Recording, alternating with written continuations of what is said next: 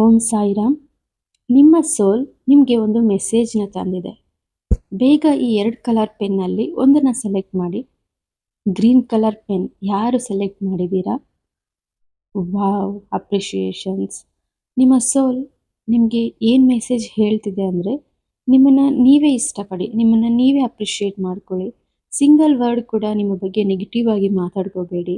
ಬೇರೆಯವರು ನಿಮ್ಮ ಬಗ್ಗೆ ಏನು ಅಂದ್ಕೊಳ್ತಾರೆ ಅನ್ನೋದು ಇಂಪಾರ್ಟೆಂಟ್ ಅಲ್ಲ, ನಿಮ್ಮ ಬಗ್ಗೆ ನೀವೇನು ಅಂದ್ಕೊಳ್ತೀರಾ ಅನ್ನೋದು ಇಂಪಾರ್ಟೆಂಟ್ ಅಂತ ಹೇಳ್ತಿದೆ.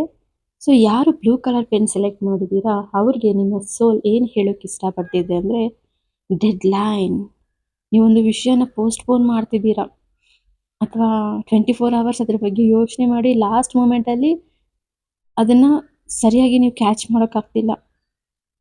ಅದು ನಿಮ್ಮಿಂದ ಮಿಸ್ ಆಗುತ್ತೆ ಅಂತ ಹೇಳ್ತಿದೆ. ವ್ಯಕ್ತಿ, ವಸ್ತು, ಏನೋ ಒಂದು ಈವೆಂಟ್ ಇರ್ಬೋದು. ಓಕೆನಾ?